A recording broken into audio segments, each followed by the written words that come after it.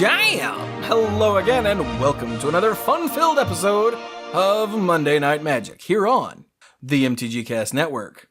I am Chewie, and am I live or am I Memorex? Are you human or are you dancer? I don't know that reference. It's a weird song. Oh, is that like Hold Me Closer, Tiny Dancer? I mean, except the line actually is, are we human or are we dancer? It doesn't make any sense in any context. Is it a Beatles song? No, that would make sense in the Beatles context. Okay, fair enough.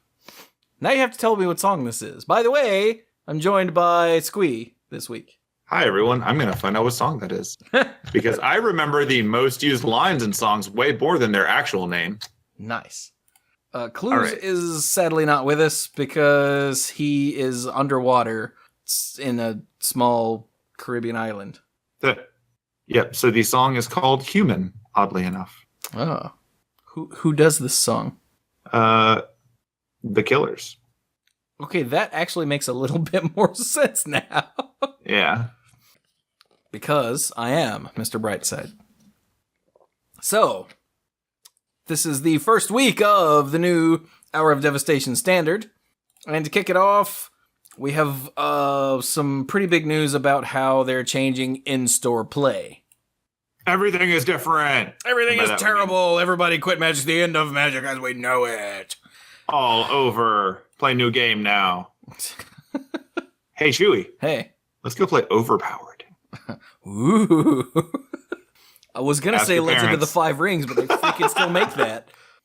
Yeah, I had to think of something that was old and not in circulation. And not still around, yeah. We could play Duel Masters. Ha! Oh, now I'm sad again. Kaijudo. So, right, they're not making Kaijudo anymore, right? I don't know. I don't think Do I look so. like I buy WotC products? So, in the article that went up on Sunday, in-store play evolves. Dun dun dun. They said several months ago that they're going to be making changes, and so now they're making changes, and people are like, huh? Okay. So first off, you know how there's game day? Yeah. You know how only like 6 people show up to game day? I've been to a lot of them that didn't fire. Yeah, Mike has too. I don't go. So I stopped going. It feeds its own problem. Exactly. Well, they're getting rid of game day. Okay, they say we're moving game day and changing everything about it. So they're getting rid of game day. Yeah, that's like saying that we didn't fire you, we eliminated your position, and now you work outside in the parking lot and we don't pay you. Exactly. So they're getting rid of game day and introducing a new thing called the Store Championship. So each week they're doing Standard Showdown. You know, that's a thing that they've been doing for a little while now. Mm-hmm. And yeah, the Store Championship is at the end of each season. And a season is, a set's lifespan. Like it always has been. Yep, 3 months. Yeah. So, True. yeah. Well, I say 3 months. It'll be interesting to see how that interacts with the new kind of core set thing, because they don't want to treat those as being big sets. Very true. We'll deal with that next summer. Yeah, we don't care about that right now. Yeah. So the Store Championship is at the end of the season, and you get foil full art promo cards that look at the next set, which I guess means they're foil full out promo cards from the next set. I don't know why it says that look at the next set. That's weird wording, but whatever. Unless it's like, here's another one of those cards that has cool art that alludes to an event that hasn't happened yet, but I don't think that's going to be the case. That doesn't sound sustainable. Yeah. Way more likely it's just going to be cards that we're already printing have some. Yeah. So yeah, instead of neat game day participation, full art things and foil, full art, top 8, whatever things, and the winner gets a playmat, well, now you get foil full art promo cards for being there, and you get, if you win, you get the playmat and program exclusive deck boxes and stuff like that. Yay. Now, the one thing I've seen a problem with this particular part of this announcement, the Store Championships begin with Ixalan and will be held on December 30th and 31st. Yay! So the last 2 days of the year in the holiday season, That's right smack between two fairly big holidays, at least in the U.S. You know, Christmas is You know December what people 25th. do on December 31st? They don't go play Magic. Well, I mean, some of them do. Yeah. It's not when I would want to run it, but. So, yeah, but you get promo items that will showcase Rivals of Ixalan. There they go, they say showcasing Rivals of Ixalan. I wonder what that's about. I don't know, but I'm going to be interested in seeing how many game stores are open on December 31st, because a lot of them don't. Well, that means they'll run it on the 30th, I guess. So let's see. Presumably. Yeah, that's Saturday and Sunday. Okay, that makes sense. So, yeah, there we go. That's a thing. That's cool. Yay, no more game day that nobody goes to. Now, if game day is a big thing where you are, that's awesome. Hopefully that means the store championships will be a big thing where you are. Around here, nobody goes to game day, like at all. It's terrible. Yeah, I wasn't being sarcastic when I said that I've been to several game days that did not fire because they didn't get to 8 people. Yeah, Mike has, and I wasn't kidding when I said Mike has been to several. I was like, dude, that was game day. He's like, didn't happen. What? Lame. But then there are some times where the game day fires on Saturday and Sunday, which is weird to me. Yeah, that is 2 days. Yeah. So, okay, next up is the biggie. They're evolving Friday Night Magic. Except that's a Hearthstone term. So And they're a Pokemon transforming Friday Night Magic. No, wait, that's not a Hearthstone term. That's adapt. Excuse me, I'm dumb. Evolve is a card. Whoops. Anyway, okay, so 2 changes. First, F&M Seasons now align with set releases. So, all right.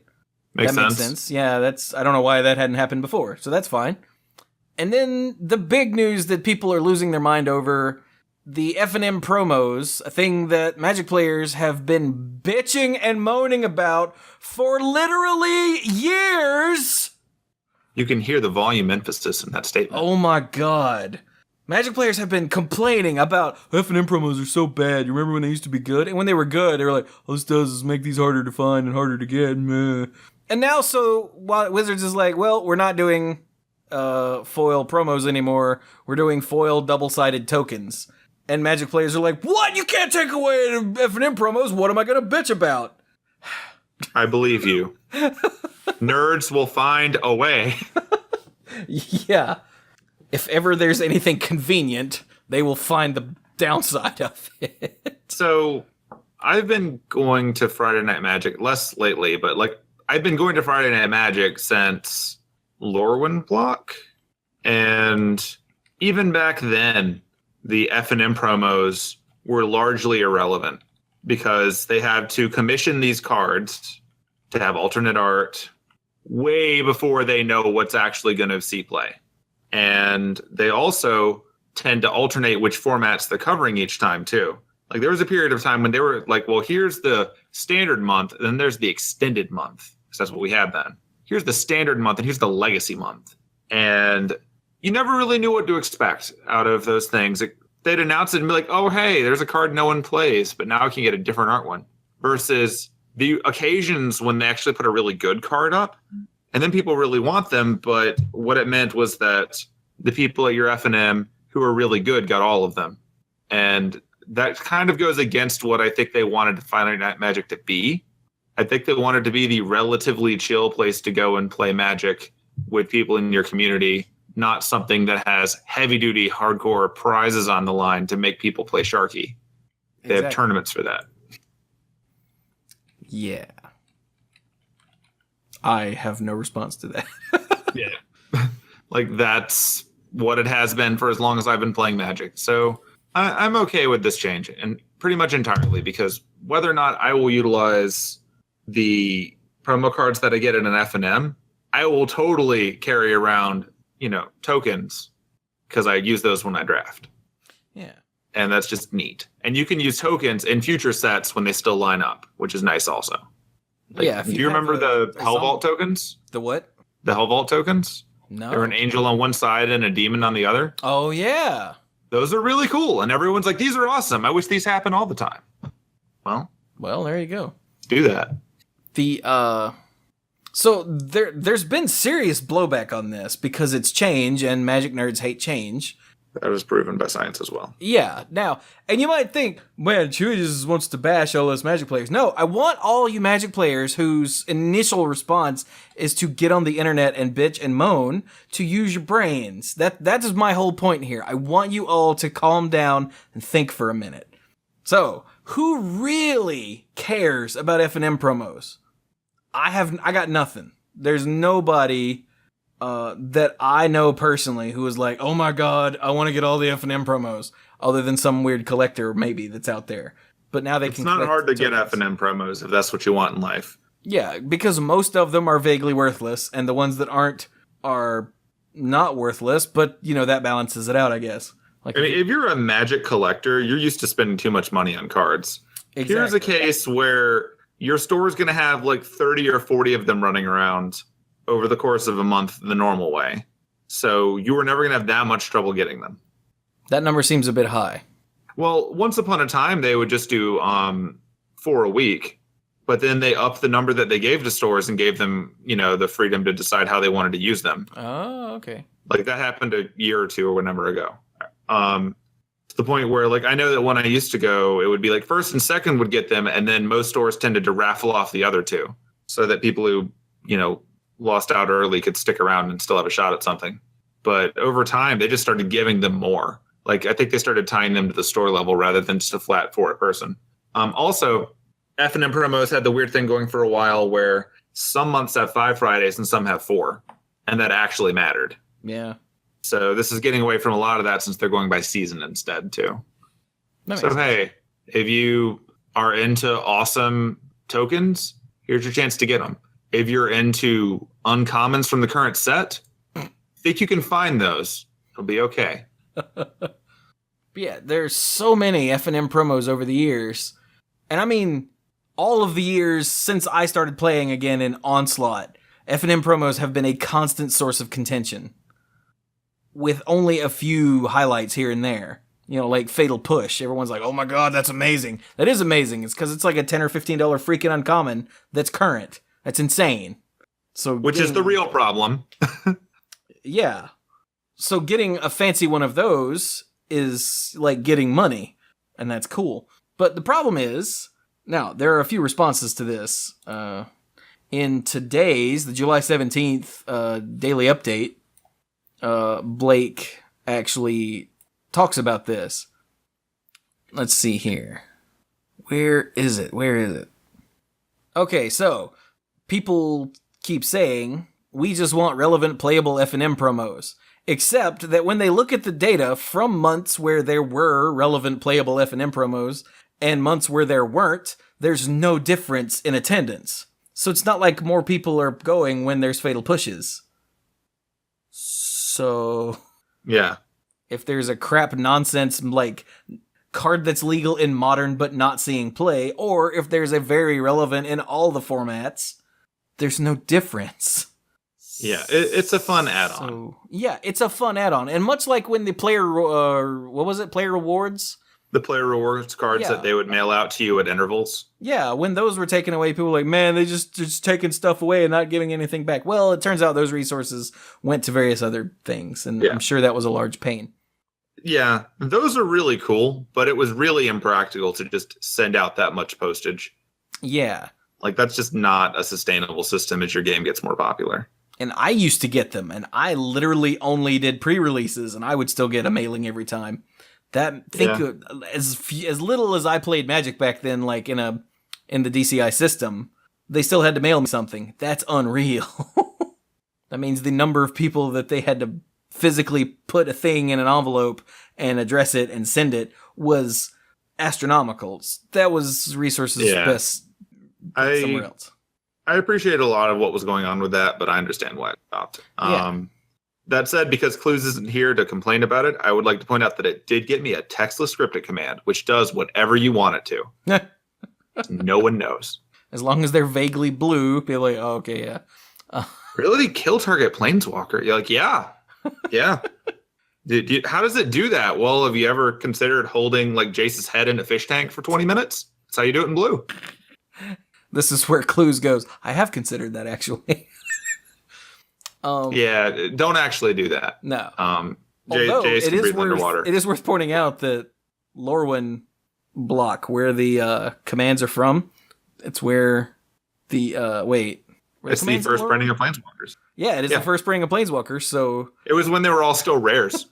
Oh, the good old days. Planeswalkers were rares for exactly that set. But yeah, now there's more. And there's actually a Reddit thread here that Clue's put in the show notes, and also Blake links in his, what is this? The daily update. That's the word. Yep. And this is from Scary3074 on Reddit.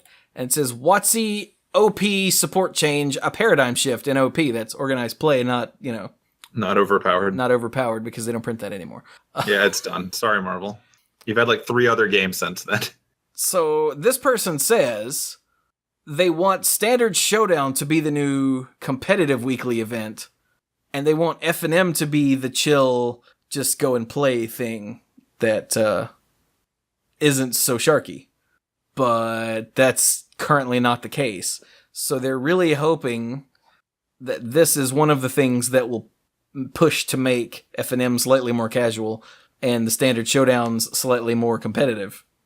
I mean, all the people that are complaining about not getting these expensive cards for their standard deck, good. Go play the other thing.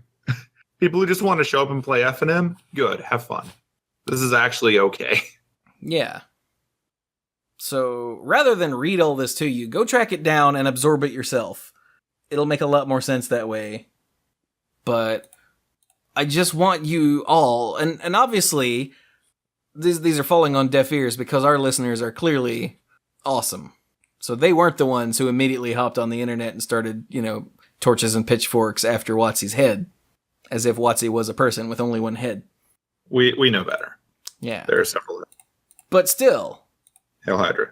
Just cut off one head, another takes its place. But still, this is some critical thinking that will serve you well in life. Don't lash out with hate when something changes.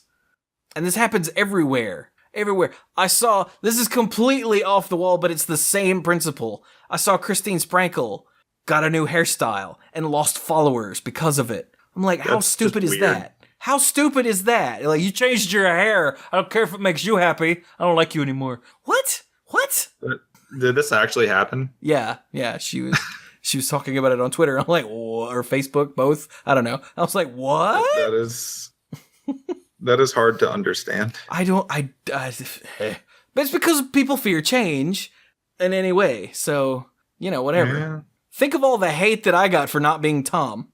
I mean, you're still not Tom. I checked. He did too. He was very thorough. It was awkward. I stared at you, and then I squinted my eyes a little bit, and I'm like, no, not Tom. I'm a lot wider than Tom. That is true. And ginger-er. Enhanced ginger flavor. But just calm down. Think about it in a way that isn't just me, and see how it affects the rest of the world. Yeah. Also, whenever WotC does something, before you react in any way, pause and think, is this for me? Because if it's not, that's okay. Because I really think that's always the problem in all of these things. Like, not everything that they do is specifically for you. They do a ton of things so that they have something for everyone. But I think at this point, the horse is being raised by Nicol Bolas as a 4/4, so we should probably move on. Wow, that horse would be amazing. I mean, it's terrifying. Dude, could you see like the Crested Sun mare as an Eternal? Oh, I bet that art would be sick. I bet it would make Clues uncomfortable. Exactly. But anyway, so the 3 links relevant to this are the actual... Oh, wait, there's more. But there's the actual article, the daily update, where Blake goes, look, we kind of messed up at articulating exactly what we were going for here. And then the Reddit thread that spells things out in a way that makes a lot of sense. Yeah. And Blake even said, this is what we meant to do, but someone else did it for us because we're dumb. But there's more in this announcement. Standard Showdown is getting promo cards. With Ixalan, you get the Standard Showdown booster prizes, which are the little 5-card things, and each one will have a foil promo land. And of course, they're Rebecca Guay? I think it's Quay. Rebecca Grew lands. And of course, everyone loses their mind over her art because it's good. Yeah. So let's see. And then we have the Magic Open House, which is the formerly launch party, formerly release event, formerly draft weekend. Yeah, it's had a lot of names. So now it's Magic Open House, and you can get the foil full art promo Ixalan card. But it says, for Ixalan, that means you'll get an Ixalan card a week prior to the pre-release. Oh. They've got to compete with, Magic Online releasing cards before the pre-release by releasing more cards before the pre-release. So wait, making it be pre-release. So they've moved it to a week before the pre-release instead of the week after the pre-release. Okay. Did we miss that in the initial announcement of Magic Open House? I think we might have. I think I missed that because I would have made fun of it then. Okay, then. So the whole concept of the pre-release is it's the first place that you can go to play with these new cards. Like, that's the point. Yeah. So doing things before that is silly, but here we are. Well, I mean, you're not playing with it, you're just getting one. And admittedly, getting a card before even the pre-release is pretty cool. No, it's neat. It's sort of reminding me of the fact that they're going to be having the next like fancy crazy Magic limited set at HasCon, and then it's not going to come out for the rest of us till like October. So they're just doing a whole lot of this before you thought it was going to happen stuff, which is sort of confusing to me from a scheduling standpoint, but I believe in their ability to get promo hype out of this, so yeah, roll with it. And also there's still league play and they're still tweaking things and all that. So yeah. So there you go. Go read all of these things. They're all very important, and just pause and think. That's all we ask. Just chill. Yeah. Everyone, what is it Dumbledore said? Everyone will please not panic. Oh, be excellent to one another. Yeah, that was party on, dude. That was totally Dumbledore. Yeah, that's what he said of the Mines of Moria. he's like party on, Severus. Oh, that's awful. And apparently Star City crashed for me. Like all of these Star City tabs had an error message. Whoops. Did you not purge the playing video? What? No, it didn't autoplay for me for some reason. So. Oh, it says currently offline. That's amazing. Yeah, it's brilliant. Is this a feature? Is this what people pay for? Oh, wait a minute. There's a link also to the Standard Showdown booster contents. So there will be 2 rare or mythic rare cards from a currently legal standard set. The 1 Hour of Devastation full art land. 1 foil premium, common or uncommon, from a currently legal standard set or an Hour of Devastation full art land. And then 1 foil, rare, or mythic from a currently legal standard set. I have some rares and mythics, I guess, is what we're saying. Yeah, one of them will be shiny. Everything will be shiny except for your other rare or mythics. It'll be fine.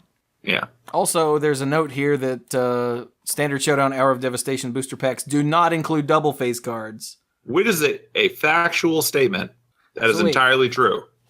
Wait. When did the last double face card actually rotate out? Rotate out? Yeah, because it says currently legal standard set. They're not just from Hour of Devastation. Oh, well, I mean, they haven't rotated yet, so yeah. Oh, okay, so it's not... So we were picking on it during the odds and ends, but we... Well, it's because it said Hour of Devastation. But yeah, it's because it's Standard Showdown : Hour of Devastation. They just only italicized part of it. Right. Yeah, that makes more sense. Because technically, Standard still has the Shadows of Renaissance block. So... Right. Yeah, starting in the fall, the double face cards will rotate out. So that would be at that point, I couldn't remember how long ago they rotated out. It's because they haven't. Okay, good to know. We're all fine here. How are you? Okay, so now let's go to New Standard. You want to go to New Standard? Let's go to New Standard. I hear there are cards in it. Some new ones. True. So, the Star City tour was in Cincinnati. And apparently 485 people were playing in the open, which is pretty good. You know, Cincinnati. State's that in? One of the 4-letter ones. Oh, yeah. You can't say that on Money and Magic. Okay, exactly. Cool. Yeah. Gotcha. Wait, something is auto-playing. Is it Star City? I don't know. I just heard the sound of a like a car starting, which that's got to be an ad or something, but I don't see any ads. What? Okay, listeners, you heard that too. I'm very sorry. I have no idea what that was. Ghosts. Clearly. Damn, that's eerie. I guess if I hear it again, I can find out what tab it's in. Yeah. Anyway, All okay. Right, so new standard. New standard. How many did I say? 485? 485. 485 for the first open and first, large scale tournament in the new set because it just came out. Yay. So, wait. Yeah, this is the open. Okay, Michael Hamilton won, piloting a 4-color control deck. What is this? It is white Wow. plus bolus colors. So green is left out. So, okay, it's got 2 creatures, a Torrential Gearhulk and a Linvala the Preserver. If that's not control, I don't know what is. Yeah, right? Then 5 Planeswalkers, 2 Dovin Bond, heavy control, a Jace Noir, that's Jace Unraveler of Secrets, Nahiri the Harbinger, and Nickel Bolas God Pharaoh. Because Nahiri's got to get something. Yep. Oh yeah, and she can't get Emrakul, so Actually, she can't get him either. Artifact or creature card. Whoops, we are the worst. I call myself on it. I'm like, that seemed like a plan. That's not a plan. That's not a plan at all. So, what is going on in this deck? Well, we've got lots of controlling cards. So, what's the triumvirate of control? It's card draw, permission, and murder, right? Yeah. Yeah. It's like murder, card advantage, and something to finish them. So we've got cards like all of these Star City tabs are just like perpetually loading. Yeah. And it's causing my auto card to be really slow. So all right, mine are loaded. So like they're all loaded. It's just sitting here spinning, like all of them. Oh, that's terrible. It is pretty awful. Okay, you want to start with the murder? Okay, so with the murder, we've got Cast Out. That counts. Yeah. We've got a Braid, which you will hear a lot about this episode. Yeah, it's really good. Yeah, because it's Shatter or Lightning Strike. Bam. Done. Yeah. Get 'em. Let's see here. There it was. There it was. It's this tab. There's not an ad on this tab. Muted anyway. Mute tab. Thank you, StarCityGames.com, for being a terrible website. Okay. We've got Blessed Alliance. That's some murder. Yeah. We've got Harness Lightning. That's murder. Yeah. Magma Spray. Magma Spray is that special kind of murder that hides the body for you. Yeah, I do appreciate that. We've got Radiant Flames and Fumigate for your mass murder. Wait, is that it? In the main, yeah. Yeah, that's in the main. So, okay, how about some... I don't see it. Oh, here we go. Glimmer of Genius and Pull from Tomorrow. For your card advantage? For your card advantage. And then it looks like the rest is... Good old-fashioned counterspells. Yeah, we've got Censor, which is either card advantage or permission. Yeah. Essence Scatter, which is sort of murder and permission. We've got... It's preemptive murder. It's preemptive murder. We've got Negate, Supreme Will. Oh, I guess that's everything, isn't it? Yeah. Yeah, that's all the cards. Bearing in mind, you've got Planeswalkers doing crap, too. So, yeah, let's not forget your... The deck is running its engine. Yeah. And then you've got lots of cards. Wandering Fumarole, of course, because you're a control deck and those colors, so of course you're playing Wandering Fumarole. Yeah. Yeah. Seems good. Yeah. And it won, so, That helps, too. And it's utilizing new cards. Thank you. And this is the first instance we've got of one of the defeat cycle appearing in a sideboard. Yep, I just spotted that. Chandra's Defeat, sitting right here in the board as a one-of. That's pretty good. Oh, and Jace's Defeat. What? Oh, it's down there. You're right. Yeah. Yeah, look at that. Its art wasn't loading. Yeah, mine isn't either. Good job. This whole tab is boned. Seriously, Star City, what is up with the ads on your site? It's killing my browser. Yeah, it's pretty messed up. I would wager that Chandra's Defeat is there to deal with Glorybringer nonsense and occasionally Chandra. But I would wager its main job is to deal with Glorybringer or deal with a really aggressive red start. What? Okay. I suspect the Chandra Defeat will probably be one of the biggest ones out of that cycle by the end of the format, as long as red has any place anywhere. Probably. What is Forsake the Worldly? I cannot remember this card. and I can't get it to the auto card to load or get. Okay, so that's the 2 and a white instant that exiles an artifact or enchantment. It's like the white naturalized type effect, but you're exiling it, and it has cycling 2. Got it. Okay, thank you. So if they have it, great, you got rid of it. If you've already gotten rid of the one problem, get a new card. Makes sense. If you need to remember the art, it's got the person hanging out under Thor's hammer. Oh, hey, the auto card finally loaded just as you said that. Yes, okay. It was waiting for me to say Thor. All right, then. So there you go. Can I close this tab now? Are we done with this 4-color control deck? Yeah. Got plenty of other decks to talk about. This is a week 1 4-color control deck. I can't wait to see how this gets tweaked. Yeah. Control decks tend to be a little bit harder to adapt. Mm-hmm.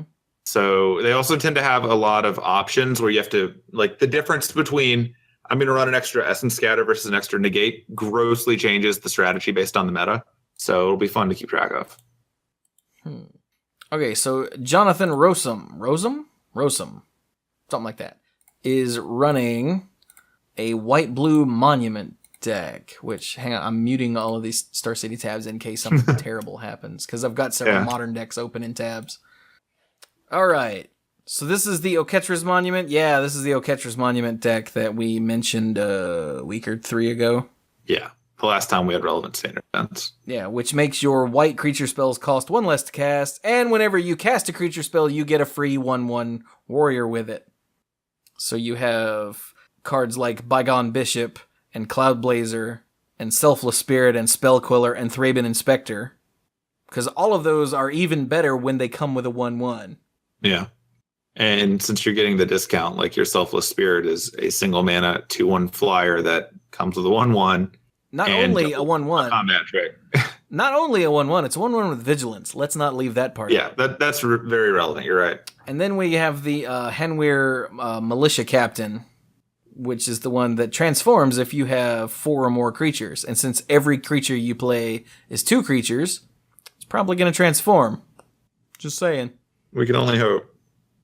So yeah, it's also running the Angel of Sanctions in the board, which I find hilarious. Yeah. Hey, there's the Nimble Obstructionist. Look at that. I thought that card would slot right into the Flash-style decks. I mean, it's very good at it. Yep. So yeah. The other cards are Stasis Slayer, Metallic Rebuke, and Dusk to Dawn, in case you're interested. Yep. Wow, destroy all creatures with power 3 or greater. Look at all of these little dudes in this deck. Man. Yeah. The one-sided Wrath is the best Wrath. It's like actually White Weenie. I like it. So that's second place. Third place, or you could not load the tab. Oh, for God's sake. Bill, It's 4-color Emerge. Could you take over for me while I argue with my browser? Actually, let me just close the browser. Yeah. So it's 4-color Emerge by Zan Seed by Zan. 4-color Emerge by Zan. Oh wait, I know this. It's like Syed. Yeah. Yeah, his name pops up fairly frequently. I still have. It's a really cool name. I just wish I knew how to pronounce it. Yeah. If you are Zan, then please contact us. Let us know. First of all, you've got an awesome name. Second, tell us how to pronounce it. Because I really appreciate the efficiency and the vowel to consonant ratio. So that's pretty awesome. But yeah, the standout neat thing for this one for me, like, first of all, this is 4-color Emerge, so it's obviously running the Emerge mechanic from Shadows. With your Eldrazi Octopus Elder Deep Fiend coming back. Remember that guy? Cost 8. I do remember pretty that guy. cool. He's pretty sick. Because 8 is what they do when they have Octopus. Mm-hmm. But yeah, you got a bunch of relevant old cards from that set. But the newbie that makes it interesting is the Champion of Wits, which is the Naga Wizard. And that's the one where it's 2 and a blue, 2/1. When Champion of Wits enters the battlefield, you may draw cards equal to its power. If you do, discard 2 cards. So you cast it the normal way, it's draw 2, discard 2. Neat. But it also has Eternalize for 5 blue. And so if you can rock that, then suddenly it's draw 4, discard 2. And in this deck, that's pretty amazing. Yeah, math will tell you that's way better. Especially when you're running Delirium Effect. And, other cards with Eternalize. Like more copies of Champion of Wits. It kind of feeds on itself when you hit that mana threshold. A little bit. So it's neat seeing the interaction between this card and the cards from the other set. Also, if you wander over to its sideboard, you've got 2 copies of Bontu's Last Reckoning, which is the interesting Damnation variant. That's the 1 black destroy all creatures land you control don't untap during your next untap step. Yep. I don't think this deck cares. Probably not, no. Yeah, should be fine. Look at it with its vessels and its grapples and its traverses. Wow. Yeah. Also, the interaction of Champion of Wits with Prize Amalgam is pretty funny, because that's another way to have a creature enter the battlefield from the graveyard when you use Eternalize. Oh, yeah. Well, actually, it's not entering from the graveyard. It's just exiling. So never mind. That is wrong. I was excited for a second. Oh, yeah, you exile. I forgot. It's not the card itself. It's a token of the card. People dig out the card and put the stupid thing on it, which, as Clues mentioned, is not actually what's happening. And it tripped me up for a second while I was visualizing it. Sorry, our bad. At least you corrected it right now. You may save those tweets for something. Also, I just appreciate the fact that whenever you get split cards, they always just put the first half on the list. So under sideboard, there's 1 copy of Never. Yeah, Star City doesn't do the full deck name or the card name on split cards. So it's just funny because down here you have Bontu's Last Reckoning, Never. Good times. Liliana, the Last Hope. Bontu's Last Reckoning, Never. Never.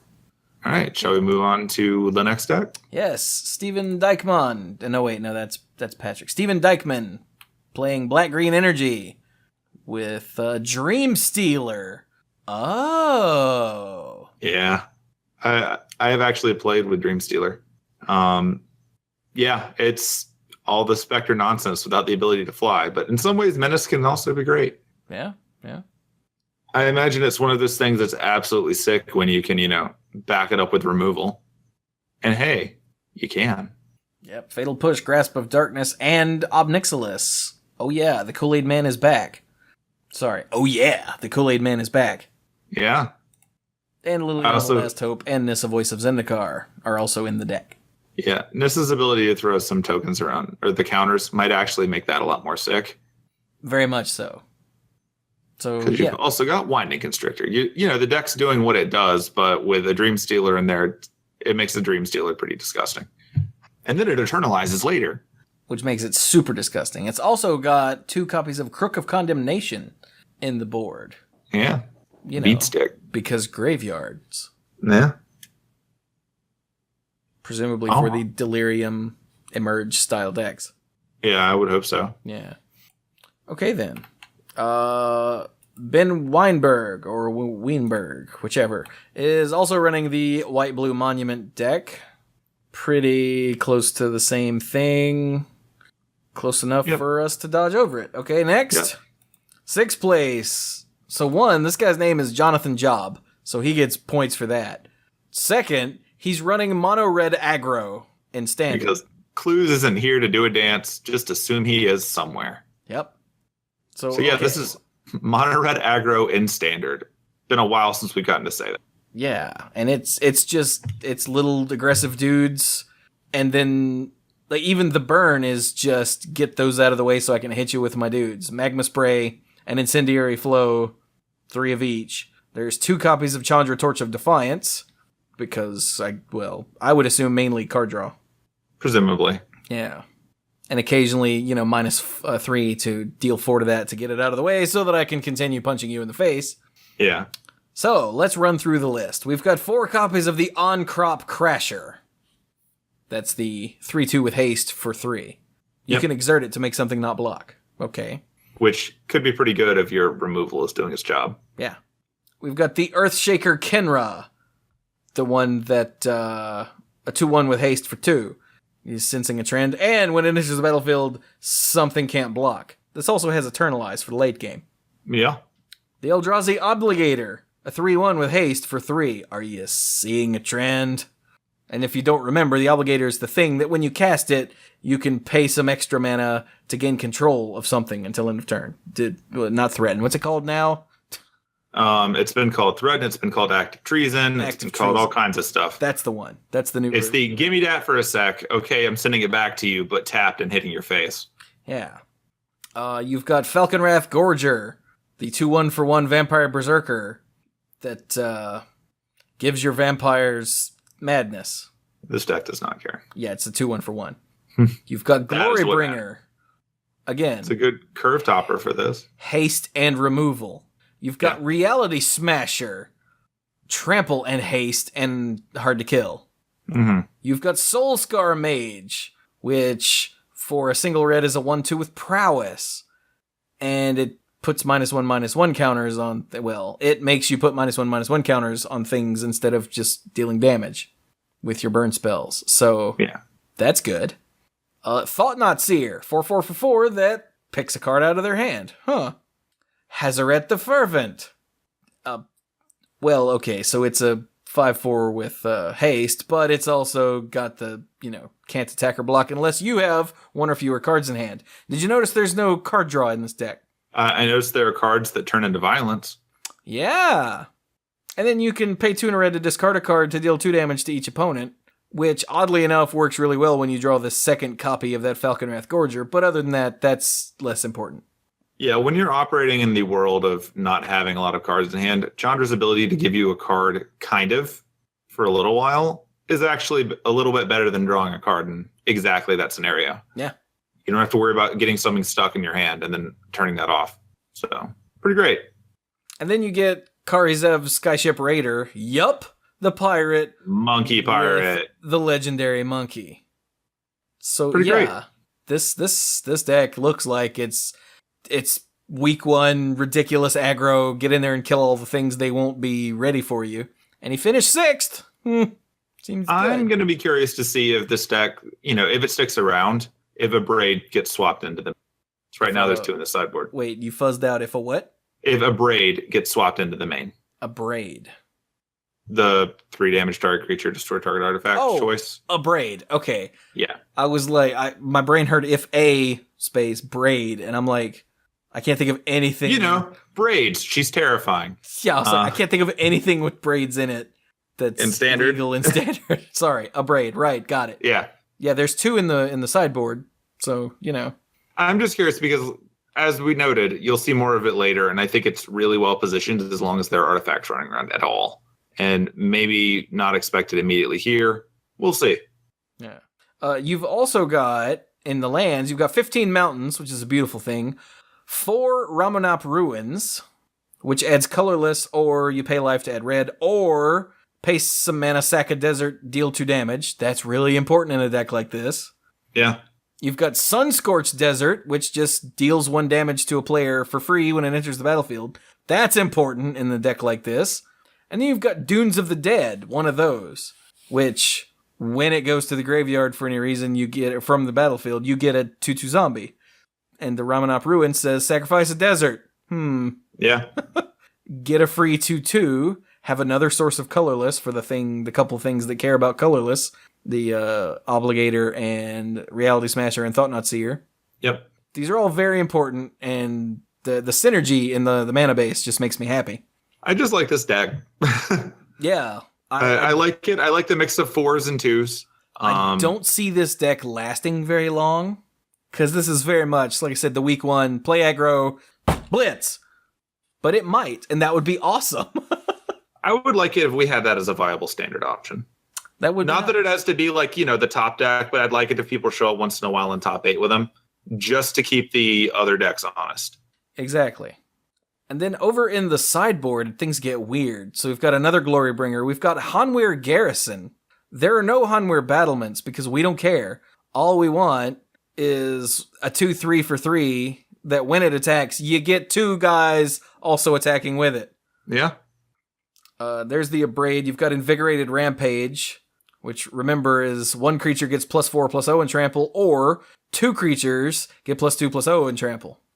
Seems good. And then you've got more copies of a few things and 2 copies of Sweltering Suns, which seems a little out of place. But I guess that can clear the way for just your big dudes to survive, I guess. Yeah. Cool. So there you go. This is, like, ordinarily, when you have a Wrath, you would, hold back a couple of cards so after Wrath you can blah. But this is a deck that really wants to empty its hand. But I guess even so, it only really wants to empty its hand because of Hazaret, and you've only got the 1 copy, so you're not necessarily just emptying your hand. So it's fine. Yeah, makes sense. I mean, really, you just want to prevent them from stabilizing, especially when you're running all of these non-creature sources of damage to finish them off. Like, if you can get to a certain damage point, then after that, cool. Now, while they're trying to recover, you burn or desert burn or whatever you got to do. Yeah. Throw out a hasty dragon. Woohoo! All right, well, let's keep going then. In 7th place, Adam Bowman is running Mono Black Zombies with, I don't think there's really anything new here, is there? I don't recall seeing anything new in this one. No, this is the straight up Mono Black Zombies deck. Yep. So there you go. If it's a second monocolor deck. If it's not broken, why fix it? And then in 8th place, Jason Morgan is running Teamer Energy, which also has Champion of Wits. Yep. And let's see. The rest. And a Braid. Yep. A Brade. A Brade. And it looks like that's about it. And the board, you've got 2 copies of Hour of Devastation. Oh, look at that. Sick. That's a way to spend 5 mana. So it's a fun way to spend 5 mana. Yeah. It's like everything die. Damn it. Hurry up. I like it. So that's your top 8. Now, because it's the first week of Standard, we're going to keep going a bit here. Zach Allen in 9th place is running Teamer Control, which has Torrential Gearhulk. Oh, wow. Okay. Dynavolt Tower, a Braid. Disallow Essence Scatter, Glimmer of Genius, Harness Lightning, Hieroglyphic Illumination. I remember that. Yeah. Magma Spray, Negate, Struggle. What is Struggle? The auto card isn't loading. Oh, is this a split it's card? the Struggle to Survive card. Struggle to Survive. Yeah, okay. Yeah, the Struggle half of it is amazing. It's the instant 2 in a red. Struggle deals damage to target creature equal to number of lands you control. Yeah. That scales like crazy. And the other half is like, sure, why not? It's the one we graveyard into library. Yeah, each player. Yeah, okay. Yeah. Oh wow, that's also really good. Yeah, it's really good in a deck like this, but like you're probably running it for the struggle half most of the time. I mean, it's also really good against some of the things that are out there on in the meta too. So that's cool. We've got Supreme Will, Void Shatter, Attune with Ether, and Hour of Devastation. Damn. And then you've got Thing in the Ice in the board, along with Crook of Condemnation. Oh, and Tireless Trackers, and then more Silver Bullets and things. Yeah. And a Chandra Flamecaller, because reasons. So, yep, nice Teamer Control deck that's just incorporated a couple new cards. I like it. Seems good. Yeah. Esper Aggro. What? Yeah, it's not running anything new. Oh, it's this deck. Oh, Yeah. Okay. Yeah, it's not a new deck. It's just one that we haven't really seen in a bit. This is, well, it's the Flash deck that's got a little bit of black thrown in for Fatal Push and Scrap Heap Scrounger. Yeah, it's still got Gideon trolling around in Heart of Kirin, as he does. Yeah. Okay, then, that's cool. Who was that? That was... Oh, come on.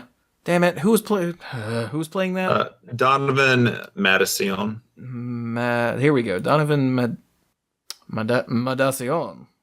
Look, if I'm going to be wrong, I'm going to at least try to be classy. Right. I like it. 11th place, Mardu Vehicles, Daniel Dwari. Is this... yep, this is totally Mardu Vehicles. Yep, look at that. Mm-hmm.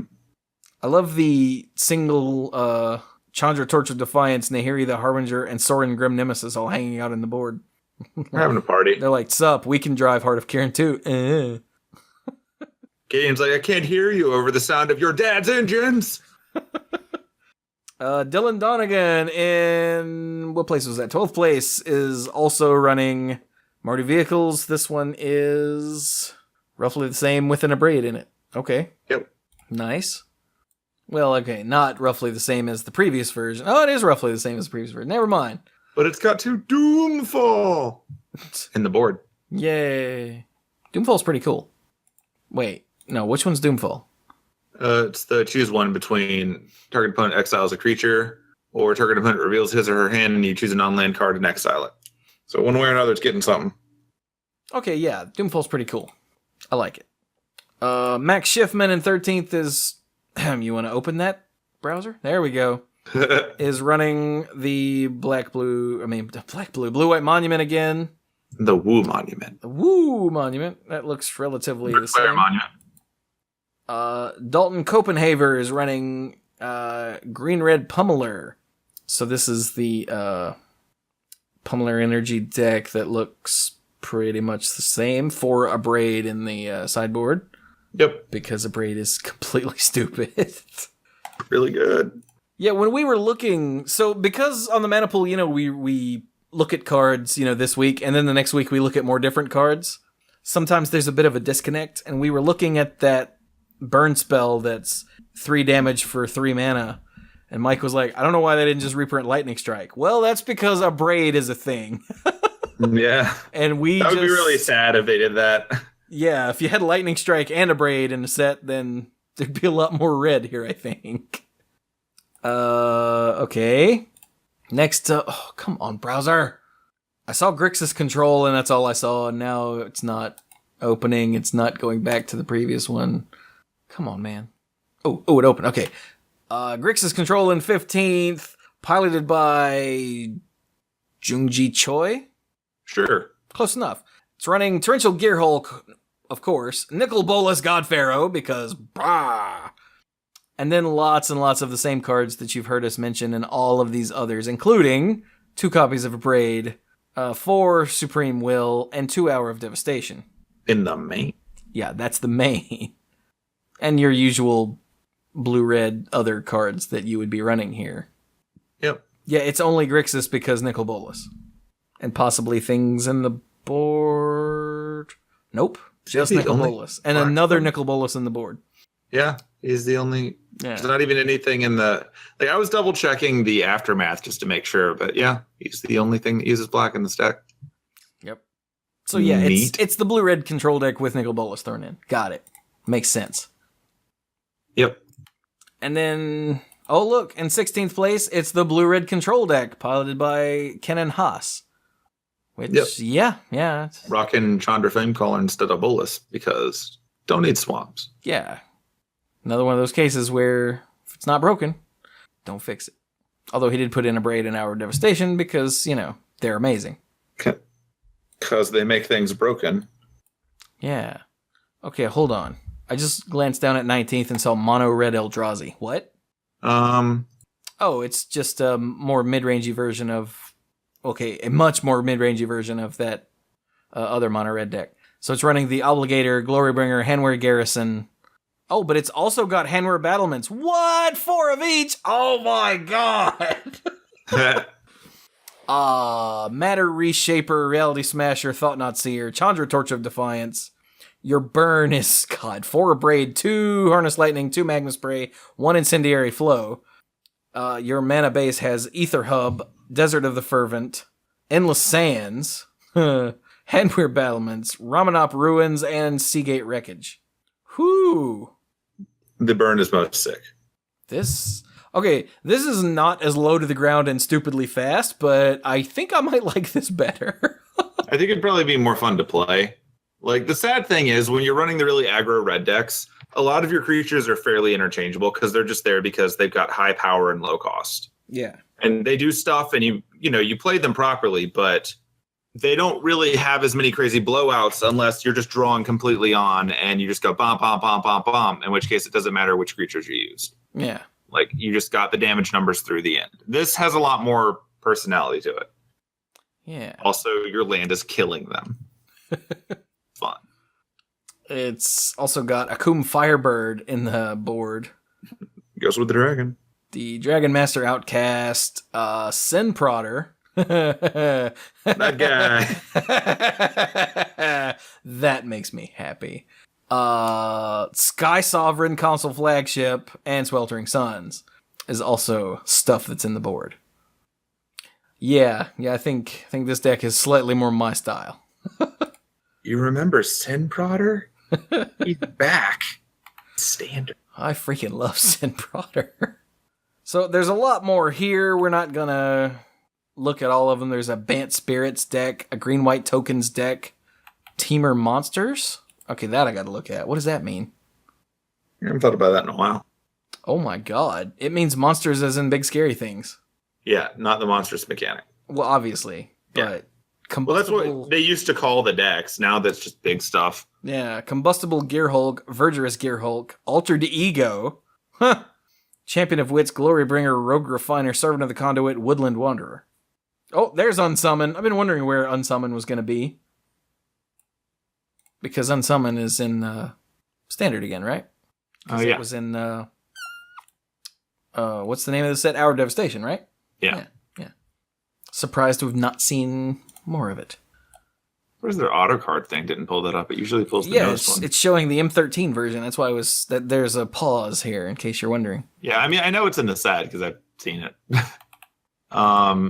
Yeah. Oh, hang on. There's one more I have to look at. 35th place, Todd Stevens, 5-color Planeswalkers. I bet there's there's Nicol Bolas. Okay, what is going on here? This is an energy deck because the first things I see are Bristling Hydra, Long Tusk Cub, Whirler Virtuoso, but it's also running Glorybringer because, reasons. And then Chandra Flamecaller, one of those, 3 Torch of Defiance, double down on your Chandras, 1 Nahiri, 2 Nicol Bolas. Oh, and Oath of Nissa. Nice. 4 Oath of Nissa makes all things possible. Between the 4 Oath of Nissa and the, power for your Aether Hub, I think you can make most of these things happen. Yep. Seems good. Seems very good. So, okay, that's a nice little look at the top of the first Standard tournament. Of course, this will get refined, and we will see more things, and the format will be solved, and then the Pro Tour will happen, and they'll, unsolve the format. Then they'll solve it again, and then in 3 months, everything rotates, everything is over, Magic is done, and then you do new. So let's look at the smaller Standard tournament next. It's the Classic. Yeah. How many people were there? I'm afraid to click away from it.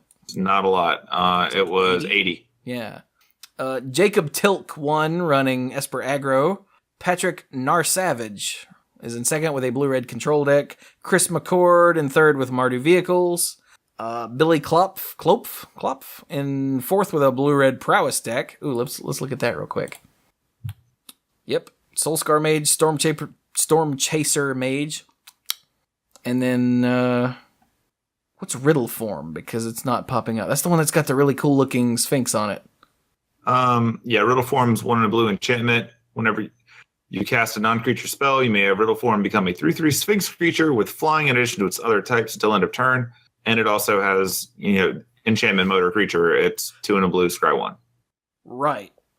It's just not popping up, so I couldn't recall exactly what it did.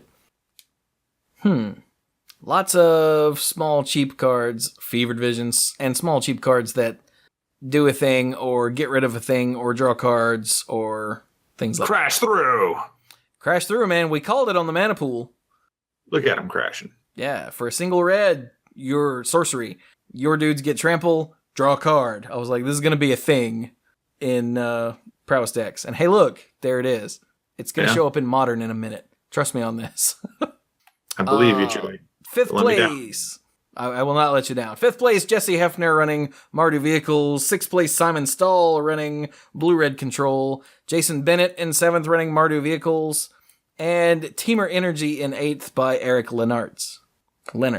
What's one of those? So, yeah. Anything else weird? Naya Gods. What? I missed that one. Hold on. Okay, we've got Gisela the Broken Blade, Sigarda Heron's Grace. Wait, we don't have the other half. We don't have Bruna. Aw, that's too bad. And then Hazaret. Why is this called that? Channeler Initiate, Glorybound Initiate. Those are good. Thraben Inspector, yep. Tireless Tracker, yep. And then it goes up. Gisela the Broken Blade, Hazaret the Fervent, Sigarda Heron's Grace. We've got Always Watching. That's pretty good.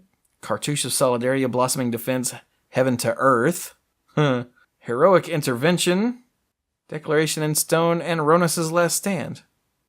Ronus' Last Stand is a card that cost my opponent multiple games at the pre-release. I don't know how I feel about that. Did you have it? No, he did. I had removal. And then he didn't have creatures. Oh, okay. Because his stuff didn't untap, so yeah, you snowballed from there? Yeah. Gotcha. Yeah, time walk yourself to get a 5/4 sounds good until your 5/4 goes whoop. Well, his problem was that he wasn't doing it on turn 2 because it was limited. There's So also that, yeah. It was really cheap later on, but like it was at a point in the game when I could just kill it. That said, I think it's an interesting card to rock in Constructed because I can see that being the turn 4 play in a mono green deck of just dropping 2 of them. Yeah. Also in the board, he's got Prowling Serpapard, Solemnity, Samut Voice of Dissent, that's the creature, and then Samut the Tested, that's the Planeswalker. Yeah. So lots of fun stuff in the board. So, there's that. Don't know why it's called Naya Gods, but... I don't think that's the good name for it. We'll call the Angels Gods too? Yeah, let's go with that. Anyway, alright, so let's go to Modern, shall we? Let's do that, yeah. Because Modern has new card stuff, too. Yeah. Why are all of these in Standard? I thought I had the Modern decks open. You want me to start? I was confused. I could have sworn I had Modern... Was it before you closed your browser and opened it again? I don't know. Oh, well, we'll get to it. Or maybe I was on the wrong one and just thought I had new cards. I don't know. Are you experiencing lost time? Were you abducted? I might have been. Are you sitting funny? Always. I'm proud of you. Dude, I think I might have actually just been on the wrong one and convinced myself that it was Modern because, yeah, I'm dumb. Okay. That means Crash Through might not show up in Modern. I don't know. The winner, how many people were in this tournament there, Mr. Squee, sir? 248 for Modern Classic. 248 for a Classic. That's good. So Josh Shields won with a blue-red Gift Storm deck. The one that runs Electromancer and Barrel, Chief of Compliance, and then all of these cards that draw cards, and then, like, Grape Shot. Yeah. So, okay, that's cool. Nothing really to see here, though. Yep. And this tab didn't load, and now it loaded. I'm so confused about what's going on with my computer and Star City's website tonight. It's trying to stop all the downloading, apparently. I guess. Jack Comer in second place with Scapeshift.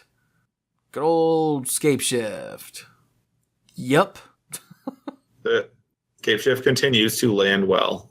It lands very well. Ben Petrino in third place with 5-color Death Shadow. Okay, what's going on here? We've got Death Shadow, of course, Goblin Guide, Taylor Swift Spear, Street Wraith, Tarmogoyf, Wild Nacatl. Wow, that's pretty impressive. Boros Charm, Lightning Bolt, Might of Alara. Oh, okay, that's why. For a single green, that's +1/+1 for each basic land type. So it's potentially +5/+5, which is kind of nuts. Mutagenic Growth, Teamer, Battle Rage, and Tribal Flames. Wow, it's just the Domain Zoo deck with Death Shadow thrown in. That's why I was confused. Got it. Making up new names. Okay, so that deck is awesome.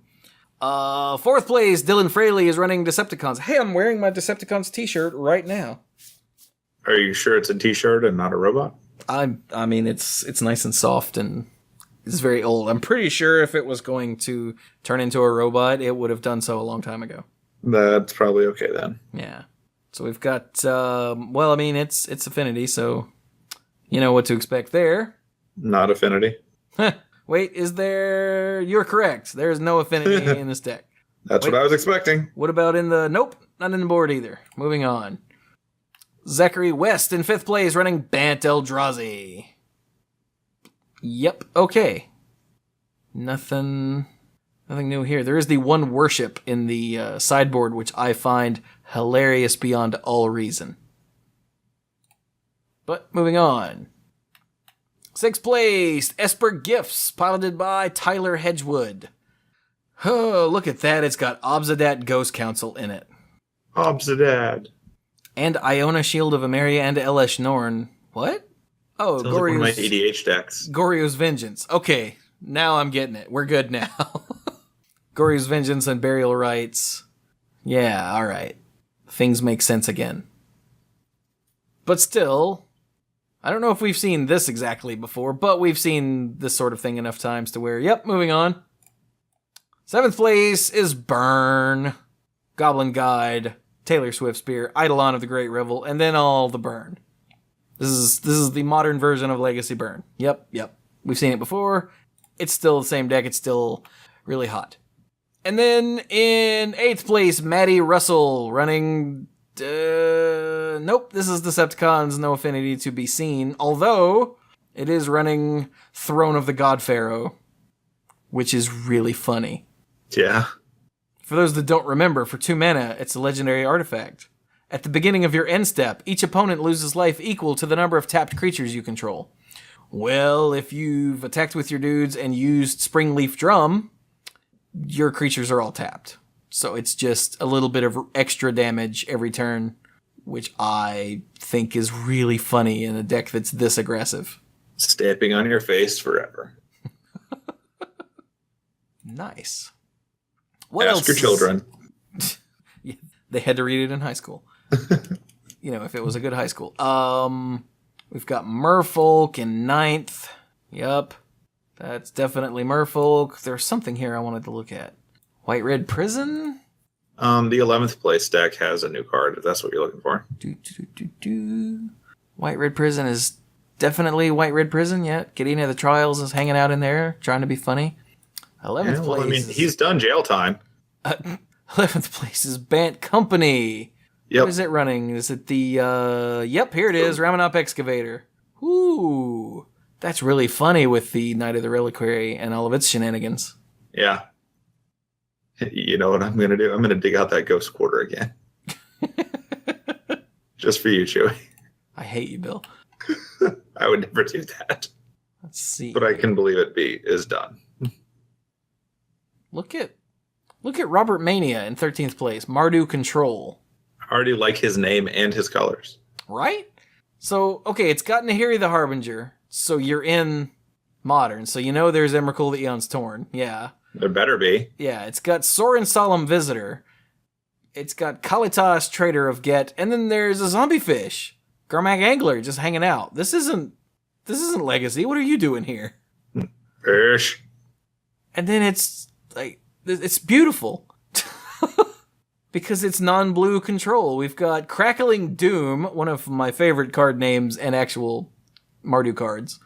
Fatal Push, Kolagon's Command, Lightning Bolt, Lightning Helix, Path to Exile, Terminate, Anger of the Gods, Dreadbore, Inquisition of Kozilek, Lingering Souls, Painful Truths, Thoughtseize, Wrath of God. Oh, it's beautiful. Not a counterspell to be seen, and yet nothing's hitting the board. Just nothing. Not staying. And if it hits, it's not going to hang out for very long. Yep. Ah, it's beautiful. Moving on. Oh, wait, here we go. Counter Company. 16th, Zachary Harris. Is there anything interesting or more different going on here? Actually, it doesn't appear that there is. I don't think there is. Huh. Hey, look, there's a Scred Red that made top 32. It's in 22nd. Chris Lowe. Yeah. I have to point out Scred Red because it's running Koth of the Hammer, and I love Koth of the Hammer. The Koth stands for Koth of the Hammer. All right, then. So that's modern. Yeah. So I guess some of the cards that we thought were in there weren't actually in there yet due to weird site loading. Because I'm a dumb. Oh. Can you phone? Not right now. Oh, Recording a podcast. don't try then. I can't phone. I have the dumb. Well, then I'll send help. But I will not call. Mike gets it. Mike doesn't listen. Moving on. So, what is left? We've got the update. Oh yeah, all of the update stuff. The comp rules and Oracle changes. The comp rules is... I don't think there's anything big here. I think they're just cleaning up some things. I looked over them and didn't see anything that made me go, So yeah, they fixed a few things, they cleaned a few things up. They apparently... Some of this is related to group games. Yeah, Arch Enemy had a big effect on the comp rules because there's several references to My Laughter Echoes specifically. But yep, okay, nothing to see there. And then the Oracle changes, they're all non-functional and rulesy except for Kismet. Yeah, that was a different. Yeah, so Kismet, the Oracle text now says, artifacts, creatures, and lands your opponents control enter the battlefield tapped. And if you're shaking your head going, isn't that what it always said? That's why they changed it. Before, it actually said artifacts, creatures, and lands played by your opponents entered the battlefield tapped. So tokens and whatnot didn't. And that's because tokens function differently before. No, they're not played. They are... The spell is played that makes the tokens. They're not played, but like for a bit in there, if you created a token, it had to say under someone's control. Whereas now the token was always theirs with no weird riders and nonsense attached to it. That was why the haunted creatures were strange. Right. I remember it being weird when they changed it, even though it never mattered, but it was like a clarification for those really weird corner cases. All of that is completely irrelevant to this change. This change is purely because people were playing it as if everything entered the battlefield tapped. Because Frozen Ether, which is a planar, what's it called? Planar Chaos color shift of Kismet, actually was slightly functionally different. It just says, artifacts, creatures, and lands your opponent's control enter the battlefield tapped. So they've changed Kismet to be just like Frozen Ether because apparently that's just how people are playing it. Yeah. So let's make it match the way people play it, and let's make it match the slightly more modern version from Planar Chaos. So it does, and there you go. Hooray. Rather than have a color-shifted version be actually different and have everyone have to stop and go, wait, that's not what this does. They just made it do that now. Which I can respect. Yeah. So there you go. If you want to read the ins and outs of that, then the update bulletin link is, of course, in the show notes, and that has a link to the comp rules change and the Oracle changes. There you go. Wow, is that it? Looks like it. For the most part, yeah. In-store play, Showdown Pack, all the update stuff. Yeah, let's go to Moto. All right. Magic the Gathering Online. So, as usual, the reminder is that most of the Magic news for Magic Online gets posted in the middle of the week, and since we record at the beginning of the week, a lot of my stuff is going to be dated. So, like right here, I've got the weekly updates from last Tuesday. Most of the weekly updates from last Tuesday were, hey, check out the stuff that's coming up the weekend that's already happened. And also, look at us. We released Hour of Devastation. Isn't that awesome? We didn't even get anything banned this time. It's great. So that's what the bulk of that is. Now, what I do actually have in terms of note or news are the they updated the bug blog, which is important when you have a new set being added to it, because inevitably something's broken. So let's go down the funny things that are broken this time, because they've got a few. So first up... Good. This is always my favorite part. Yeah, it's pretty entertaining. After filtering mana, you cannot use artifacts to improvise. Isn't that how you improvise? I mean, it's not improvising well. So, yeah, that's just weird. That's just something that they messed up. So here's a more weird one. Dictative Erebos, Perilous Predicament, and Crackling Doom can cause both players to sacrifice creatures in rare circumstances. My favorite part about this note is it doesn't tell you what those circumstances are. Well, yeah, if they spell it out too well, then I'm sure douchebags will be. No, wait, no, because if you build the deck, then... What? Huh. Like, thing is, I don't understand what specifically links these three cards. So to, rewind on it. They all say each opponent sacrifices a creature. They do, but they do it differently. So like Dictative Erebos is each opponent sacrifices a creature, just straight up. Perilous Predicament is each opponent sacrifices an artifact creature and a non-artifact creature. So now it's adding qualifications to the sacrifice, which matters from the computer end of this. Crackling Doom has each opponent sacrifices a creature with the greatest power among creatures he or she controls. So normally when you have something that has an issue like this, they all have similar conditions, and that's why they're all listed together as having the same niche problem. Or otherwise it would just say some effects that cause sacrifice cause both players to sacrifice, and they would pick up these three cards. So I'm sure there's something weird going on in the background for these to be the ones they pulled out. But either way, I guess be aware that this nonsense is happening. I wouldn't be surprised if maybe this is something that they broke when they were playing around with Two-Headed Giant or something. But I don't know. They'll probably update us when it works again. I won't tell you because you need to go in here and look at the updates, because otherwise it would take even longer. But you're that. So, hey, you remember Koth of the Hammer that you were just talking about? Dude, I love Koth of the Hammer that I was just talking about. Excellent. When controlling the emblem of Koth of the Hammer you were just talking about, lands do not display the blue text they have. So Soak loses happier. What's the blue text? So whenever you add an effect to a permanent, it puts it in blue. Like if you say like so-and-so now has the ability to tap and bounce something, that appears in blue on the card. Right. And so when you have the emblem for Koth, they have, tap, deal 1 damage to target creature or player.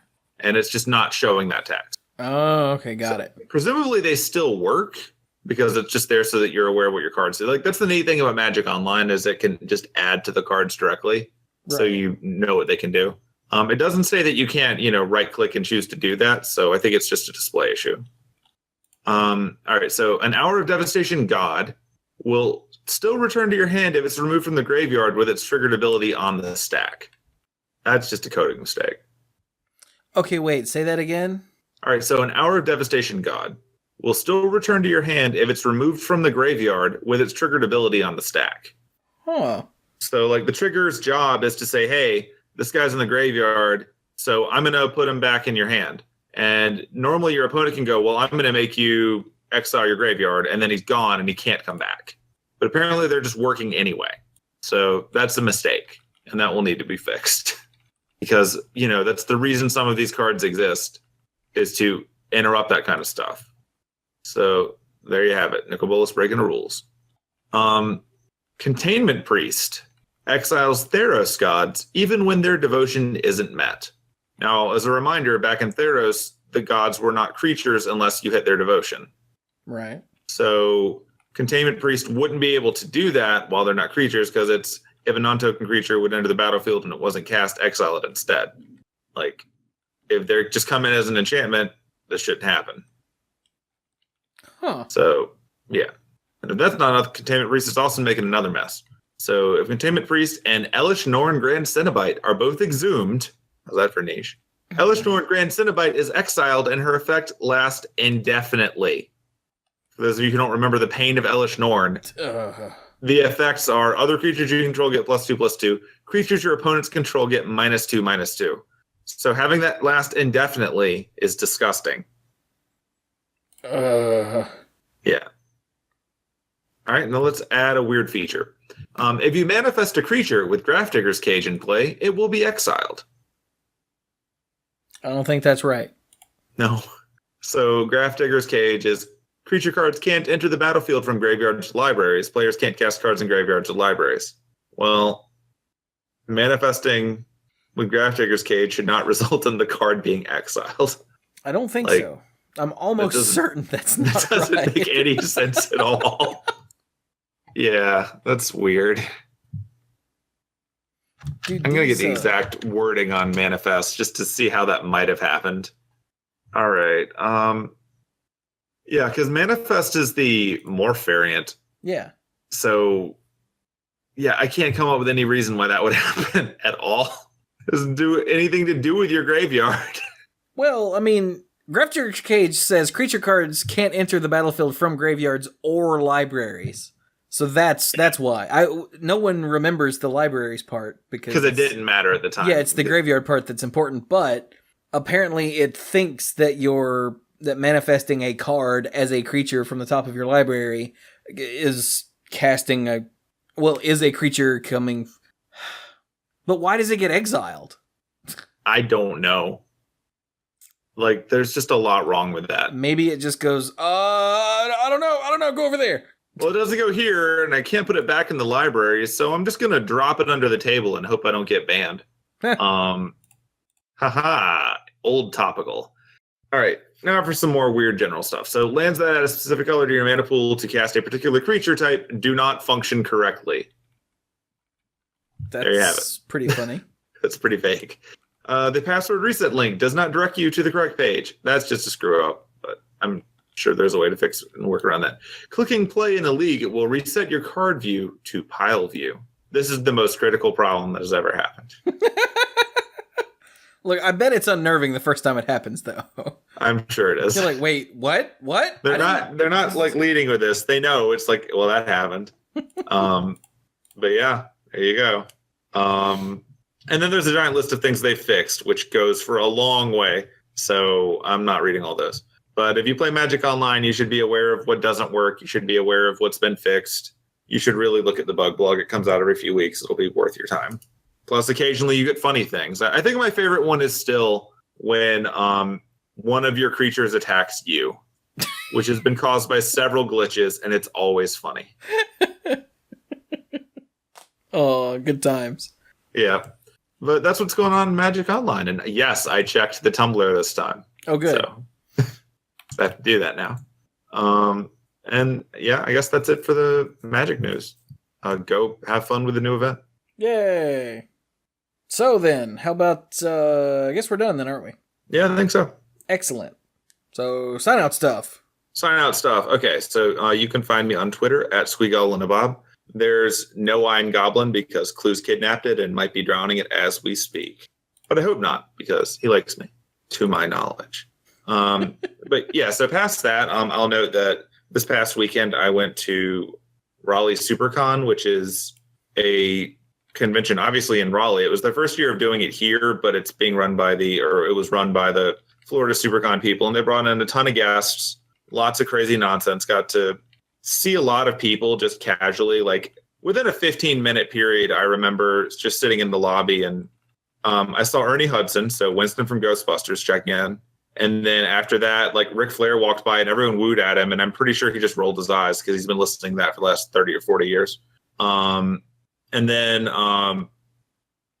what's his name? I can't remember it now. Ship, the guy who was the Flash in the 90s and is now the Flash's dad. He just wandered by. Wesley Michael? Huh? John Wesley Ship? Something like that. Yeah, that's it. Yeah, he looks so happy all the time. It's just nice. Like, it's like he's there. He's being really polite to all the people there. He's like shaking hands with stuff. He's just chilling.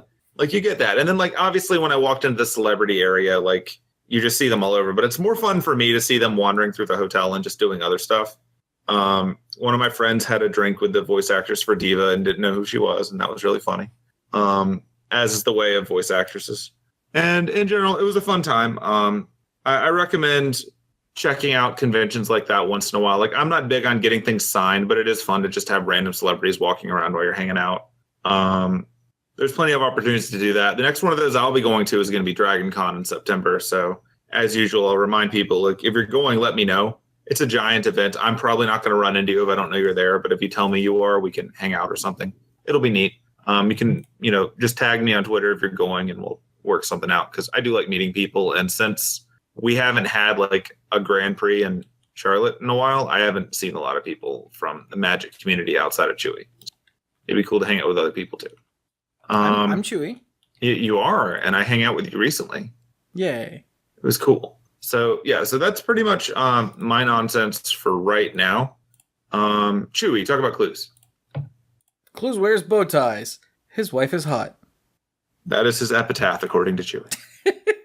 So, Clues wanted us to tell you that Random Discard is back in action. They have cleared out the backlog of not one, not two, but 3 shows. 3 podcasts. And all of them are featured on the new randomdiscard.com, and they're also on IntoUcast. I know, because I approved them. He says, please have a listen. Yay! Well, I approve everybody's, so please have a listen, and if you have a topic you would like us to cover, drop us a line at Random Discard on Twitter or randomdiscardcast@gmail.com. One of those was actually really cool. Random Discard... how do you spell card.com. They had Taran Matharu, I think that's right, who wrote the Summoner trilogy. So yeah, That's had him pretty on. Cool. Yeah, they had him on as a guest on episode 127. And then the previous 2 episodes, 125 and 126, were about animated Disney films. Because there's a lot, so... There are definitely a lot. Yeah, the first one was up to 1999, and the second one was from 2000 up to, I guess, Moana? I guess is where they stopped. Yeah, I guess Moana is the most recent one. Probably. So, yeah. That's pretty cool. in case anyone's interested in hearing more of Clues, or any of Clues. Since he's not here this week, you can't hear any Clues at all, would be more, right? Yeah. I mean, by math, yes. Yes, math, and that is hard. So that leaves me. Numbers. You can find me anywhere on the internet that I am. It's the Manapool. Twitter at the Manapool, themanapool.com, facebook.com/themanapool, youtube.com/themanapool. Where, what's going on YouTube? Zombies? No, not yet. Still have a copyright claim on that, so it's not going. No, other zombies. Oh yeah, other zombies. So okay, I finally finished Shovel Knight, dear listeners. I had 2 more episodes to go, and the first of those is up, where there was an unexpected boss rush. So much so that that's what I named the episode. I was going along through the level, and suddenly, here's all the bosses. You have to fight them all. I was like, what? I finished the Tower of Doom, the Dungeons and Dragons Chronicles of Mystara arcade beat 'em up that I was doing with Jungle Rat Rob from the Retro League podcast. The last episode of that has gone up, and of course, I'm still putting up Left 4 Dead that we recorded way back in January. That's me and Squee, and Scott, my old roommate, and Squanto, my old buddy, playing Left 4 Dead, and, getting mobbed by zombies. Get in the truck. Get in the truck, get on the train, get in the room, stop dying. Don't run off by yourself. Find safe room. Oh God, why is this happening to me? Oh no, where are you, Scott? What happened? Scott, come back. Yeah. In this game where it's built around multiplayer play, and there are a lot of zombies that can completely immobilize you until someone else helps, Scott loves to just run off somewhere by himself. He really does. And when we yell at him, he's like, what? I'll be all right. And he always is. That's the bad part. Nothing bad ever happens when he runs off by himself.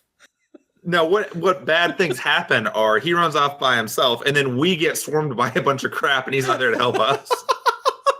Yeah, the one time... It's like there's 3 of us, but it doesn't matter, because that'll be when one of us gets puked on, and then suddenly there's a billion zombies, and Scott's like, hey, what happened? And the one time that he didn't run off by himself, I went with him. We both got jumped on.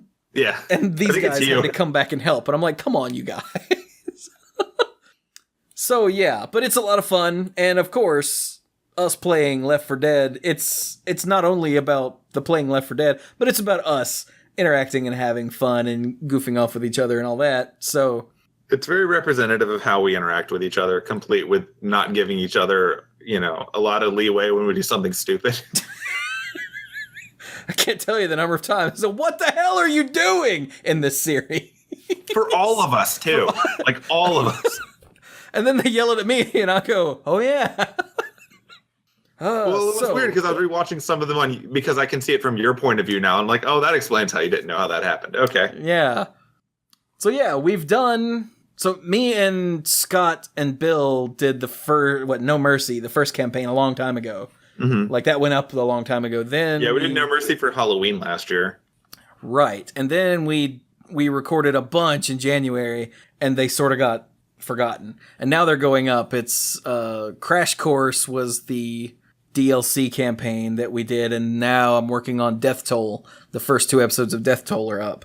So to tell you how it goes, the name of Death Toll number 2 is Stop Drowning in Zombie Dicks. Because that is a thing that was said that made perfect sense at the time. In context. So yeah, if you enjoy nerds yelling at each other and, freaking out over zombies, then you should totally check out that series. It is a lot of fun. And I really enjoyed both recording it. I even really enjoy editing it. I enjoy the fact that, aside from Squanto, none of us knew what we were doing. And because Squanto kept getting dropped by his internet connection, that meant our guide would occasionally disappear and be replaced by a very stupid robot. Oh, that wasn't his internet connection. He kept getting up to do stuff. Oh, well, that's even funnier then. Yeah. He abandoned us. But he would always turn on Auto Squanto when he had to jump up and walk away. Yeah. Whereas in a later episode that hasn't gone up yet, Scott didn't realize that you had to actually manually turn on your Auto Scott. So Scott just walked away. He's like, hey guys, I'll be right back, and got up and left. And so his character just stood there. Yep. So yeah, that's a thing. Check it out. It's on YouTube. Yeah. The Mana Pool. And then, of course, there's twitch.tv/The Mana Pool, where I live stream on occasion. Not as often as I would like, because things keep happening to me. But, yeah, I've been playing Broforce lately through the actual story mode. And, dude, that game got weird in a hurry. Like, I played for, 3 or 4 hours the first time that I streamed it on, Murica on the 4th. And I was like, oh, dude, I'm going to keep playing that. And I picked it up, and suddenly now I'm fighting xenomorphs. I was like, what? Oh, that's not very cool. Murica of you. Well, I mean, they're aliens, right? And they're totally illegal, so it's totally Murica. That's a sad story. It is. It's very sad, but it's funny. So, yeah, it got really weird, and now I'm fighting aliens, and it's very weird. And horrible, huge alien monsters, and a boss that was so unfair that I was going to throw the controller, but I got through because I'm awesome. So yeah, none of that is going to go up on YouTube, though, because I didn't record it. So it's just on Twitch. So you should check out Twitch if you'd like to see that sort of thing live. Tomorrow night, I will probably be streaming more Broforce, in fact. So Tuesday night, come check me out. Let's see, what else? We're going to do dumb nonsense whenever Doomfist comes out, right? Oh, we're totally going to do dumb nonsense on Overwatch when Doomfist hits the regular servers. Hits the everything? Yeah, right now Doomfist, the new character, is only on the PTR, but we're totally going to Doomfist once Doomfist comes out. And we're going to stream it, and it's going to be awesome. We're getting the band back together, we're going to grab Cap. It's going to be great. Yay! But anyway, so... Hooray. I guess we're done now. Think so. Yeah, so... You can find me in all those places. And if you want to help support what I do in any way, you can do things like listen to the show. Hey, look, you're already helping. Thank you so much. Spread the word about any of this stuff. Go watch YouTube videos. Subscribe to the YouTube channel. That's a big help. Go check out the Twitch streams. And if you are so inclined during a stream, you can hit the follow button to add to the follower number. You can throw bits at me, which is like a tip. You can throw money at me, which is a tip. You can subscribe on Twitch, which is $5 a month. It's a way to show support for a streamer, all those ways. And if you want to be much more direct, you can just go to patreon.com/themanapool and throw some money at me there.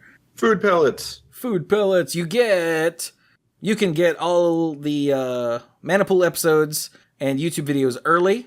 Or you can get that and get the odds and ends, all the stuff that's recorded before and after both Monday Night Magic and the Mana Pool, that's uncensored and unfiltered, and us talking about whatever nerdy things we're doing in life and our own personal lives and figuring out what's going to be on each show and making fun of each other in ways that we're not allowed to on this show because there is no swearing on Monday Night Magic.